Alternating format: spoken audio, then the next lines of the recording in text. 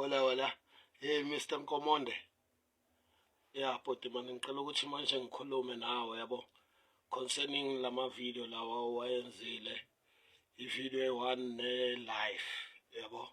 Yeah, and I think I'm the rightful person ukuthi ngingaphendula because ukhulume ngama ex-convict and I'm one of them, and wakhuluma ngama podcast ayi-2 and ngibuya khona lapho yabo. So yonke into ekhulumile but mina most nje 90% angikuphikisi yabo. Yeah, but inkinga enginayo mina kula ufika ugeneralize khona yabo. Unga generalize but kula ufika umoshe yonke into khona yabo. Kula ngifika ngiba nenkinga ma ugeneralize kusho ukuthi uthi lama ex-convict abuya ku-Scheme GP uyabona, lama ex-convict abuya ku-Agenda Network uyabona. And enye into futhi ngibonile ukuthi wena bhuti wami unenkinga ngayo yabo ukuthi sonke ema-podcastini even without lawa ayi-2 maningi ama-podcast akhuluma lento ngeyitori zasejele yabo. Always nje sifaka ama-prison warder, and rightfully so but ukuthi sifaka ama-prison wardens because siphila nabo masila yabo, siphila nabo and asigeneralize yabo. As for mina in particular ungahamba wonke ama-podcast wami but wami kudala ngihamba probably mina ngidlula abaningi yabo, angaze ngageneralize. And mangabe ngiyagesa but yabo ungathola ukuthi mina ngaboshwa wena ungakabi prison order, but ke even nalapho bekunama-prison wardens right. Siyazi kunabo baba nabo mama mfowethu abaqondile and siyayisho leyo nto. So ngiyaqabanga ukuthi maybe wena bhuti wami uvele waba nenkinga nje ukuthi uyi-prison warden and mhlawumbe uhlangana nama-questions all the time and lento wayithatha ngesifuba bhuti wami. Ungayithathi ngesifuba, yehlisa umoya mngani wami yabo. Ma ungalalela lapha yana sikhulume omunye nomunye ukhuluma isitori sakhe. There is no way bhuti wami la uthola ukuthi siyaglorify khona unless awusithole kahle nabanye abantu abasithole kahle uyabona. Even noma ungalalela kuma-podcast abantu baye basho ukuthi no, it is not about glamorizing or glorifying a crime. And thina sila ukutshela iyitori zethu, asikhulume ezabanye abantu, of which ngibone ngathi wena kunala unganama-fact khona bhuti wami because awulali nama-prisoners yabo. Ngenhlonipho enkulu awulali nabo lezo zokuthi bayabhejwa abomahosha ini bhuti wami uziqoqelwe maybe or uke wabona umuntu bayenza i-sex naye straight kube uyenze something ke. Yes, lezo iyitori zakho ngasitshela ukuthi hayi mina ngingabona so uyabona angeke sikuphikise isitori sakho plus usebenza lapho ezushilo yabo. But ngibonile ngiyaqolisa lapho kuleyo point yokuthi hey ngibone ngathi unenkinga wonke umuntu okhuluma ngama-prison wardens yabona. And asikhuluma amanga bhuti, hayi ukuthi sikhuluma amanga yabona, hayi ukuthi sikhuluma amanga. And leyo ukuthi wena noma umuntu angaku-atheka ini akuthusele no. Alikho neli-one ex-convict according to my knowledge bhuti wami yabo ebabuya especially ku-Scheme GP because now igama sekuyi-Scheme GP manje. Ungabheka nalama video akhulunywayo abantu sebayisontile indaba yakho bhuti. La ngibhilive khona ukuthi ngokumamele mina ipoint yakho wabona, ngokumamela ipoint yakho bokhuluma iside olaziyo, that's all. But the fact yokuthi wena uthi Agenda Network awubizi igama lomnikazi moya ku-Scheme awuthi against the wall yabona, ubiza i-Scheme GP yabona. Beka ama-content enziwayo manje sekuthiwa iphoyisa leli likhulume iqiniso le-expose Scheme GP and his friends. Bhuti wami ma ungabheka from episode 1 bhuti wami dala ngwabukela ama-podcast and nami ngilapho uyazi yabona. Ungafani nalaba bhuti wami abamamela ama-podcast ku-TikTok kuphela, ama-showing shortly, amanqamuqampu lawa ashoyo ukuthi full story on YouTube bese bangasayi ku-YouTube yabona because ubuningi babantu yazi mfethu impilo enzima abanamadatha mfowethu yabo. So isitori sakho wena sesijikiwe kuba ngathi mhlambe wena una something manje ngo-Skim GP, una something abantu baku-Skim GP. No one will attack you, butwam. Selaphayana usibona sinje, butwam. We are trying to be to be our best, to tell our stories sibhodle, siphole nathi siyasidla siyasola mfowethu. Siyasola mfowethu. Yabo, hayi ukuthi besinyatha namanje butwam. Ungizwe kahle angokudelele mina as long nje sirespectana njengabantu njengamadoda and then siba nepeace butwam. Hayi nami I'm game mfowethu. Yabo, hayi ukuthi ngiphendula kanje kabi, just nje bengizama ukuraise ama point. Yabona, ukuthi le ndaba seyiswinka kabi manje. Sokuthiwa kuba ngathi uzo attackwa. No one will attack you butwam, ungasabi lapho. Yabona, ungasabi lapho hayi. Bayasithusela dala sithuselwa mfethu nathi. Yabona nami ngi-against inombolo yasejele. Mawungamamela amavideo ami ngabe uyangazi mfethu. Ungabona mfethu. Ngiyafonelwa bra wami. Hey, apha wena mawungayeki lento yakho wena uzofa ini hayi. Abantu sihlala sithuselwa. Ngicela ukuthi leyo mntaka baba ungayithathi serious. Just nje abantu bazama ukuswinta into. Bheka njengoba ngisho ngithi manje sebasontele indaba yakho. Yabona, sekungo-Skim GP and his friends ba exposed. Ngani mfowethu? Ngani? Yabona, and abantu abayisontele bhuti wami. Bheka la ku social media udila nabantu aba different. Kunabantu ababhitha mfethu, kunabantu abazidlela umono ukuthi thina siyabhodla. Phela ukhumbule ukuthi ama millions aba ex-convict athulile mfethu, aziphilela impilo yabo kamnandi mfethu. Kuna bazikhansele ngendlela yabo.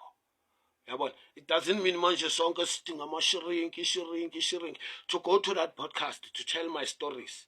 Yabona, yi-shrink yethu le siyenzayo bhuti wami, if bonga understand.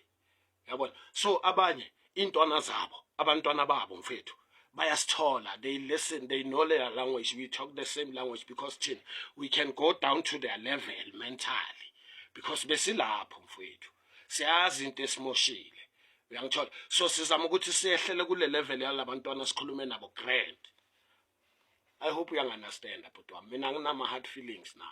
Yabona, but lelo ma point nje manje wenzeni uSkim bafowethu and his friends. Which friends? Baningi abantu abayelapha. Over 100 episode mfowethu, over 100 episode. Yabona, baningi abantu abayelapha and I hope nawe bongasho kanjalo bhuti wami. Yabona, kule life manje. Yabona, ilife ngiyimamele bhuti wami.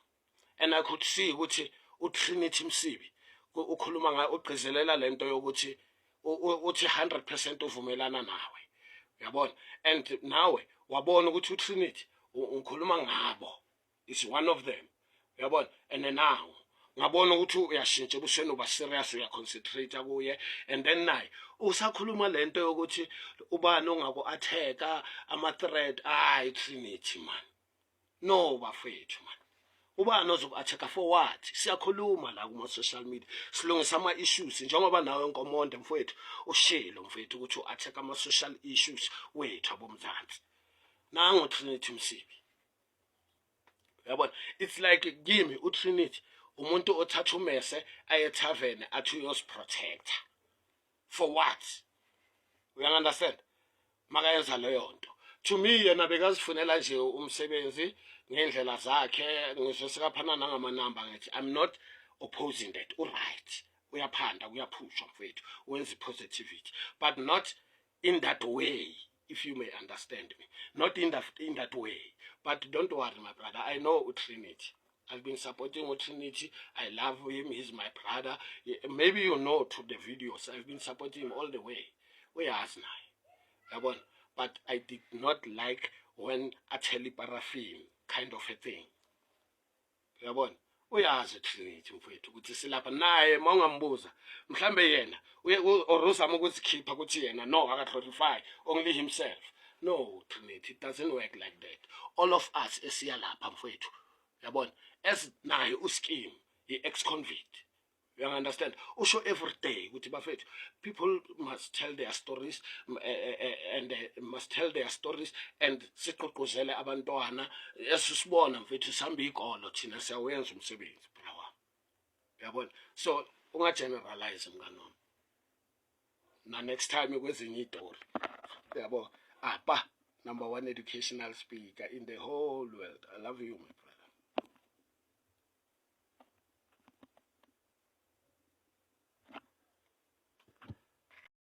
Yabona sengithula isikhathi eside ngiloke ngingafuni ukugonyuluka ngalento. Sengibuka inqwaba yama podcast o Agenda Network ile enye engiyithandayo futhi nayo ka Scheme GP. Of which ama platforms a Grand O2 la akhona namanye ne, but lawo yiwa a major phezulu about ama offenders, ama ex offender angasekho ejele akhuluma izitori zawo zasejele.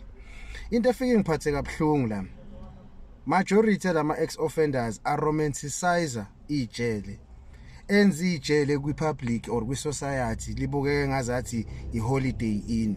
Ya understand? Mina as umuntu osebenza ejele ngizokutshela straight, musukukhohliswa abantu abake baboshwa baphuma ngaphandle ejele. Bonke labantu balimele engqondweni, balimele enhlizweni, balimele ngayo yonke indlela ongayicabanga, even physically. Abanye bangena ejele bengaguli ndawo, namhlanje banama chronic disease njengoba ama ex offenders. Abakuvezi lokho. Ayibona le nto le. Bafowethu, yabona ngizowenza nje example ngento eyodwa engeke ngayibona ngamehlo enzeka phambi kwami. Like siyenzeke ihlandleni but nje ngizochaza kule instance eyodwa. Mina ukuba aware kwami nge-anal cancer, ngibe aware nge-anal cancer sengisebenza e-correctional services. And now uma usebenzisa ingqondo, most likely yini into engakhoza ukuthi umuntu abe ne-anal cancer. Ayibona leyo nto. Lapha engqeni abafowethu baphenduka abafazi. Ya understand? Endakalalo umuntu oyedwa. Enye into kumele uyazi. Ingakho bengeke bavuma ukuthi bake balalwe, bayalazi iqiniso. Akalalwanga umuntu oyedwa. Yayizwa leyo nto le. Emva kwalapho wonke ama objects ongawacabanga ama contraband noma illegal ejele bawafihla khona lapha kwi-anal, kwi-anus. Yabo? Kungaba ifone iyangena lapha kule mbobo. Ngoku like iboshwe zayifaka ifone engqeni ihlala esiswini. Immese, ama drugs, yonke into ongayicabanga bayayifaka engqeni, bathi ukapha ngolimi lasejele. So wonke labantu laba basafike kulama platformeni abanixoxela ngejele, kungani bengakuvezi ukuthi guys, majority yenu ngaphakathi ejele, I would say 90 to 95% wama offenders bayagula and banama illnesses are serious. Ngikhuluma ngento engiyaziyo, ngikhuluma ngento engiyiphila almost every day, umsebenzi wami lo ngikhuluma ngawo. Bahanjiswa yimina noza kwethu kuma clinic nasebhedlela. Ya understand? Ayikho into ekuzothiwa mayenziwa odokotela kuthiwa siqhele. Yonke into yenziwa sikhona sibuka. Ayikho offender engangifihlela ukuthi iphethwe yini health wise because idinga mina ukuthi iyosizakala. So musani ukumisleader youth niloke niromanticizer ukuba sejele guys. Akuyona kuphela indaba zomalalana ejele. Kuningi okwama factors. Ya understand? Kuningi and okungekho grand. Mangithi kuwe le ndawo yayilimaza ingqondo. Hayi kancane iyayilimaza ingqondo. Iyamlimaza nomuntu siqu sakhe. Ngiyaphinda namanje kukancane ukuthi ngane umuntu ekuthiwa utolile ejele, uphumile ejele, ophila kahle ekhanda. Ngiyakutshela iqiniso lelo. Ukuthi nikasi ibona mawukuthi mhlambe nginesibazi la. Kunezibazi ke zingabonakali ngokwehlo lenyama kodwa ezingapholi futhi ezinkulu okudlula isibazi leso sibona ngamehlo. Majority ama ex offenders abantu abafaceane nezinto ezifana nalezo guys. So asiyena ukushuka khotha lento siloke senza ngazathi kwi public there's something nice or something heroic ngokuthi uboshiwe. Yini emnandi ngokuboshwa? Cause ijele livulwa ngo8 ekseni. Ngabo 2:30 to 3 liyakhiwa. Ufana nesilwane esifuyiwe. And mase nikhiyeliwe senivalelwe nodwa emaseleni ngaphakathi, yila imkhuba egileka khona. Ali ngikhohliswa abantu, imost labafethu abama ex convict abagijima beyophapha kuma podcast bezenza izinto ezazithafa ejele. Siyazi ukuthi nanidayisa ngemzimba ejele. Abanye bembini omahosha ejele. Khuluma iqiniso. abanye benu ukuze nithole indlela yokusurvive ejele benidayisa ngezinqa nimunye amanye amadoda imthondo lapho ukuze nikwazi ukuthi nibe nento ethile niyibekayo etafuleni nani nikwazi ukuhlanganela lezi zinto enizidingayo lapha nalapha. Akungathi namhlanje seningaphandle kumele ngabe yinini enibuya isizwe nitshela abantu iqiniso, nitshela abantu the real traumatic experiences enwaface inside of prison ukuze ingane ezincane ezikhulayo zokwazi ukuthi akuyona indawo yokudlalela le. Engikwaziyo uyabona ama ex convicts afundile lesson ngaphakathi ejele. Ngeke uwezwe gijima ekhulumana nezinombolo estradini, ngeke uwezwe futhi ehambe phapha eqhambisa ukuthi wona akaboshwa kwasho kwagcina. Awayikhulumi lezo zinto. Yilo muntu obede isikhebereshe sasejele ngaphakathi uzofuna ukuzowenza ijele libukeke ngazathi liyinto enhle ngaphandle. Kuno lapha ngaphakathi ningazodlala guys. Mawukuthi wena uyazazi ukuthi uyinkabi awunasibhamu ozobe usiphethe lapha ngaphakathi. Ngisho ukuthi uyazazi ukuthi ulwa kunqamuka izandla namanga bazokubhebha ngiyibeka kanje straight angifuni nokuyiso ukuyimbathisa bazokudla endudliwa abantu abagulayo ngaphandle kwecondom. Nawe mhla usulijwayela ijele uyobufuna ukuyi-inflicta kwabanye leyo nto into ehamba kanje le yanto angeke iziphele. Banamanga mabelo bentshetsha abalalo lapha ejele amanga majority abo mfethu sihlala sibabuya mfethu uzushawa amahloni uthi hayibo kahle lona uthini kahle kahle. Siyanazi phela gents akushintshanga fakole siyanazi yakani ukumisleader isizwe tshelani isizwe kuyiqiniso. There's nothing heroic or there's nothing ongayiglorify ngeprison. Hello Mzansi, welcome to Mkosi Mzansi. If today is your first time visiting this channel, please do the right thing and click the subscribe button, and also don't forget to smash the like button.